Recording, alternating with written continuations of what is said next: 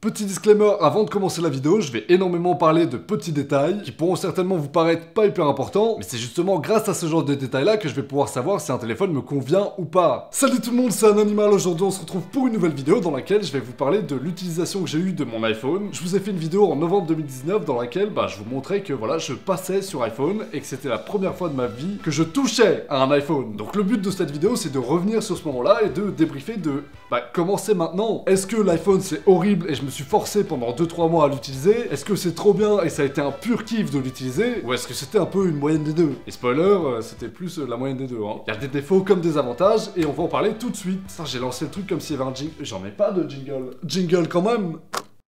Juste pour clarifier ce point-là avant de commencer, je suis ni un giga fanboy d'Apple, ni un giga fanboy d'Android, ni un fanboy de Google. Là, je vais juste vous donner mon avis, qui est l'avis d'un mec qui a passé toute sa vie sur Android plus ou moins, et qui passe d'un coup à un iPhone. Le but, c'est vraiment de comparer les points positifs et les points négatifs de chacun des deux systèmes. Alors pour vous situer le truc, j'ai fait mon test avec l'iPhone 11 Pro. C'est le téléphone Apple le plus puissant pour le moment, il y a l'iPhone Pro Max aussi, mais jamais je l'ai eu entre les mains, je peux pas vous en parler. Et à la base, j'allais dire que mon téléphone était ultra résistant, parce que je me baladais en trottinette électrique, j'ai pris un petit un Dodan, et mon portable était là, dans la poche intérieure de mon manteau. Je me suis chié dessus, hein. Oh, j'ai vu ma vie défiler, 1300 balles par terre, là, hein. Je me suis arrêté, j'ai récupéré le téléphone, il avait rien. Juste une toute petite égratignure sur le bord, là. Mais sinon, que dalle. Peut-être l'écran un petit peu rayé aussi, mais c'est pas très grave, vraiment. Plus de peur que de mal. Par contre, un petit mois après, je sortais mon linge de la machine à laver. J'étais accroupi devant et tout, et mon téléphone tombe de mon jogging. Du coup, j'étais à genre 10-15 cm du sol. Je récupère mon téléphone, je fais pas gaffe, et au final, je sais pas si on voit bien, là, mon somme.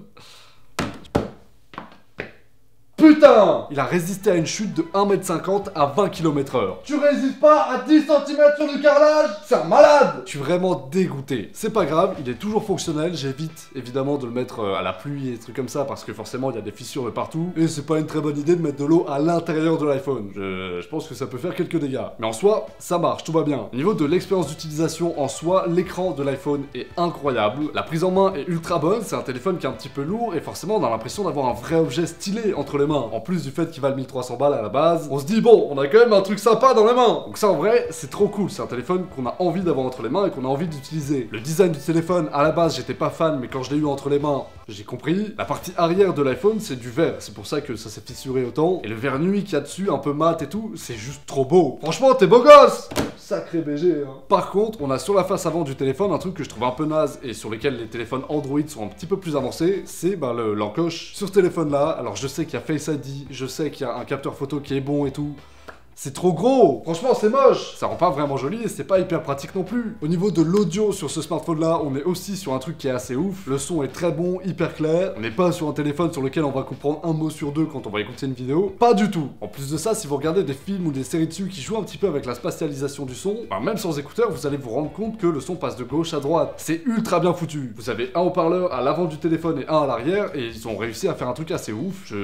Je peux que applaudir. On a 3 objectifs sur iPhone, donc ultra grand angle et objectif zoom. Déjà, le zoom et le grand angle, c'est des trucs qui sont devenus indispensables pour moi. J'ai eu l'occasion, pendant que j'avais l'iPhone, de tester quand même des téléphones Android. Et dès qu'il n'y avait pas de zoom sur un téléphone, ou dès qu'il n'y avait pas de grand angle, ou même les deux, j'étais un peu paumé. Ça me manquait vraiment. C'est hyper agréable de se dire qu'on peut zoomer sur un truc sans perdre de qualité parce que l'objectif est fait pour ça. En vrai, l'objectif zoom, je m'en sers aussi des fois parce que j'arrive juste pas à voir avec mes yeux. Je prends l'iPhone, je mets l'objectif de zoom et je regarde, je vois mieux sur mon téléphone. Bon, faudrait peut-être déjà que j'aille voir un ophtalmo parce que là, je sens que ça craint un peu. Mais en vrai, une fois qu'on a utilisé le zoom comme un outil, c'est très compliqué de s'en passer. Pour l'ultra grand angle, c'est pas vraiment les mêmes raisons, c'est juste que c'est ultra agréable. Je sais pas expliquer pourquoi, mais c'est juste trop pratique. J'adore cet objectif-là et je m'en sers tout le temps. Par contre, pour les photos en soi, il y a des téléphones Android qui sont largement meilleurs. L'iPhone, c'est une petite merde à côté, vraiment. Huawei et Samsung sont ultra chauds en photo. Il y a certains de leurs téléphones qui écrasent totalement Apple en termes de photos. Par contre, la vidéo de l'iPhone, c'est la meilleure que j'ai jamais pu trouver sur un téléphone, tout simplement. C'est hyper fluide, ça se comporte bien même quand il n'y a pas énormément de luminosité. C'est hyper stable, quand on bouge les mouvements sont fluides et font pas peu naturels. C'est juste les boss. Aïe. À chaque fois je me cogne. C'est pas agréable, hein. Maintenant je vais vous parler de mon utilisation vraiment et de ma transition. J'ai l'impression de parler d'un changement de genre là. Je suis toujours un homme, hein, au cas où. bon, je préfère clarifier quand même. J'ai eu énormément de mal au début à me faire à certains gestes simples, et il y a des trucs que je trouve pas extrêmement logiques. Par exemple, pour déverrouiller l'iPhone, et c'est logique pour beaucoup d'entre vous, mais il faut faire un espèce de swipe up en allant tout en bas du téléphone et en le remontant. C'est un truc que j'étais pas habitué à faire. Sur beaucoup de téléphones Android, quand la reconnaissance faciale est faite, le téléphone se déverrouille tout seul. Y a pas besoin de swiper. Et si jamais il y a un écran déverrouillé, vous pouvez swiper n'importe où et ça marche. Là, c'est vraiment, il faut aller tout en bas du téléphone et le remonter. Ce qui était pas hyper intuitif pour moi, mais c'est une histoire d'habitude. Je trouvais le design un peu moche aussi à la base, et ça c'est vraiment purement personnel. iOS, depuis l'iPhone 3G, en vrai, ça a pas énormément changé. On a toujours ce genre d'icône carrée et ronde dans les coins, que je trouvais un peu vieillissante, mais au final, ça aussi c'était l'histoire d'habitude, et maintenant ça me va très bien. Le fait de déplacer des applications sur le fond d'écran, pareil, je trouve ça un peu bizarre la manière dont c'est fait, parce que ça se fait en plusieurs étapes. Faut rester appuyé sur l'application, ensuite tu peux la bouger, la mettre à un endroit, et ensuite tu dois appuyer sur OK. Sur Android, pour le coup, c'est plus simple. Il y a juste à rester appuyé, déplacer, il n'y a pas besoin de valider. Ça fait une étape en plus pour juste rien. Il y a quelque chose que je trouve vraiment ultra nul sur les iPhones par contre, c'est la gestion des notifications. Quand vous recevez un message, c'est logique, ça va se mettre en page d'accueil. Vous prenez votre téléphone, vous regardez, il y a marqué vous avez reçu un message de JP, le frérot JP, voilà, qui vous envoie bonne année. Ok, sauf que vous êtes occupé, vous avez juste besoin d'envoyer un mail, vous déverrouillez, vous envoyez votre mail, vous reverrouillez, vous vous dites, je vais répondre à JP plus tard. Et quand vous allez redéverrouiller votre iPhone, la notification aura disparu. Et elle sera en fait dans le centre de notification juste là. Sauf que c'est pas logique pour moi d'aller fouiller dans un truc qui est pas visible directement pour savoir si j'ai pas oublié une notif ou quoi. Et du coup, ça fait que j'ai oublié de répondre à plein de gens comme ça. Et depuis que j'ai un iPhone, on me déteste. Voilà, je dépense 1300 balles dans un téléphone, j'ai plus de potes, putain de vie de merde. Je trouve ça vraiment pas pratique la manière dont c'est géré sur Android. Dès que t'as pas cliqué sur la notification, elle ne disparaît pas. Et ça me paraissait totalement logique. Là, je sais pas, ils sont tapés un petit délire qui est, ma foi, un peu chiant. Hein. Pour ceux qui ont pas toujours été sur iPhone et qui sont sur iPhone maintenant, en vrai, dites-moi, ça m'intéresse vraiment de savoir si pour vous, c'est la même galère. Ça m'arrive vraiment tout le temps, depuis que j'ai mon iPhone, d'oublier de répondre à des gens, en fait. Parce que les notifs tombent dans ce centre de notification nul. Autre chose que j'aime pas du tout et que je préférais largement sur les Android, c'est la manière dont le téléphone avertit des notifications. Sur l'iPhone, vous avez deux modes. Un mode classique avec la sonnerie et un mode silence, qui va être en fait un mode vibreur. Sauf que quand vous mettez en mode silencieux, vous êtes en vibreur, vous êtes content. Et moi j'avais l'habitude de laisser tout le temps le téléphone en mode vibreur avant. Parce que les sonneries, je trouve ça agressif en fait, ça me saoule d'entendre un téléphone sonner. Donc j'étais tout le temps en vibreur et ça m'allait très bien. Mais là, le mode vibreur, donc qui est le mode silence, ça s'est transformé en espèce de mode pour pas se faire griller en cours ou au boulot. Ce qui fait que c'est en mode vibreur que quand vous lancez une vidéo sur Snap par exemple, vous allez pas avoir le son à la base. Quand vous lancez un jeu, pareil, pas de son, et ça, c'est relou, parce que ce mode silence-là, c'est le seul moyen d'avoir accès au vibreur. Y a pas moyen d'avoir et le son des jeux, et le son des snaps, et d'être en mode vibreur. C'est insupportable! Quand vous êtes sur Snap et que vous voulez regarder un snap vidéo de quelqu'un, même en mode silencieux, vous pouvez avoir accès au son en appuyant sur la touche volume, mais vous perdez les premières secondes du snap, et c'est chiant. Du coup, maintenant, je suis obligé de me taper les sonneries, parce que ça devient plus pratique par la suite, quand j'ouvre des vidéos, des snaps ou des jeux. Et je trouve ça pas normal. J'aimerais bien avoir le choix d'avoir un vibreur et les sons des trucs. Merde! Après, je sais que c'est aussi la marque de fabrique d'Apple de diriger les gens vers des trucs très précis pour que ce soit plus simple pour eux, mais s'il était possible de pousser un tout petit peu plus la personnalisation de ce genre de trucs là, franchement vous me mettriez bien hein. Là vous me saoulez un peu hein.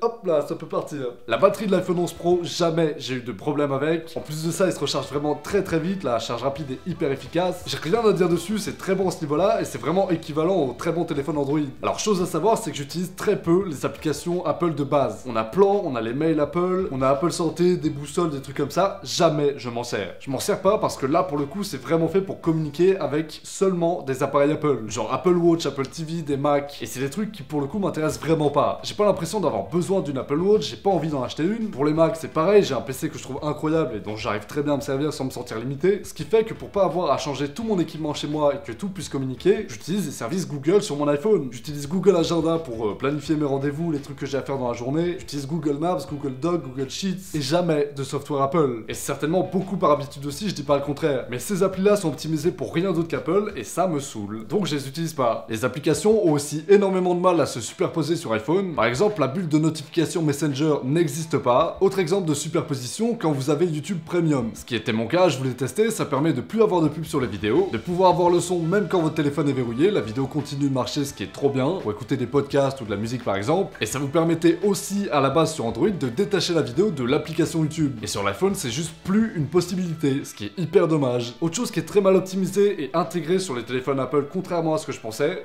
Instagram. C'est non. Quand je fais des stories sur Insta, j'ai l'habitude d'utiliser le bouton volume pour commencer la vidéo. Parce que c'est beaucoup plus pratique, je trouve, que d'atteindre cet endroit-là pour faire la story. Je sais pas, ce mouvement-là, je trouve beaucoup plus pratique que celui-là. Et sur Apple, il y a deux problèmes majeurs qui se passent quand on utilise cette technique-là. C'est que déjà, la story lag. Il y a des micro-coupures dans la story et juste, non. Enfin, c'est incroyable. 1300 balles, ça fait pas des stories fluides.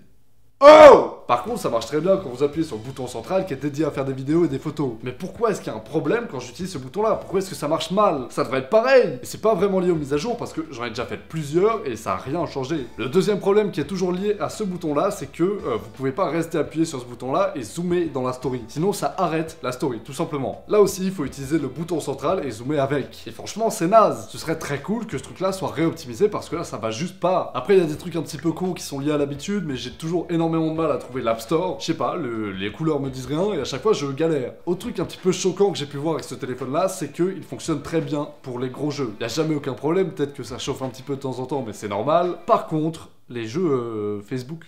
Alors oui, je sais que je suis le seul en France à jouer à ces merdes, mais j'y joue! Et ça crache tout le temps. J'ai redémarré mon téléphone des milliards de fois pour savoir si c'était pas un problème juste, un petit bug de merde. Pas du tout, c'est juste que ces applications-là ne fonctionnent pas bien sur Apple, et ça crache à chaque fois. Pareil, je trouve ça incroyable qu'avec les specs qu'il y a à ce téléphone-là, on puisse pas faire tourner des putains de jeux Facebook. On est où, là? C'est pas un Wiko à 100 balles que j'ai! Ce qui est étrange avec l'iPhone, et c'est là où je comprends tout le monde en vrai d'en avoir, c'est que j'ai pas envie de le lâcher. Malgré tous les problèmes que je vous ai cités, etc., j'ai pas envie de le lâcher. Alors peut-être que c'est dû au prix, je me dis que c'est un objet qui vaut cher et que ce serait gâché de juste plus l'utiliser alors que j'ai d'autres téléphones à côté. C'est peut-être parce que le téléphone est lourd et qu'à côté de ça, beaucoup de téléphones ont l'air de jouer un peu. Si on passe d'un iPhone à un Samsung genre entrée de gamme, la différence au niveau du poids et de la prise en main, ça se fait directement. Et tout le monde choisirait l'iPhone parce que c'est beaucoup plus confortable à avoir en main. Bref, comme je vous l'ai dit pour le moment, je compte conserver l'iPhone. C'est un téléphone qui me convient dans l'ensemble. Je trouve ça juste dommage de laisser des applications sur le côté parce que elles sont pas compatibles avec le reste de mes équipements. Il y a 2-3 trucs qui me plaisent pas, mais sur Android c'est pareil, je dois faire des concessions pour plein de trucs. Je verrai. S'il y a un téléphone qui me plaît plus qui sort, j'aurai aucun problème à le prendre et à l'utiliser. Bref, si vous avez aimé ce comparatif et cette vidéo, n'oubliez pas de mettre un like et de vous abonner à la chaîne pour que je puisse devenir riche et célèbre. Moi je vous retrouve tous les mardis à 18 h pour une nouvelle vidéo. Salut à tous, ciao!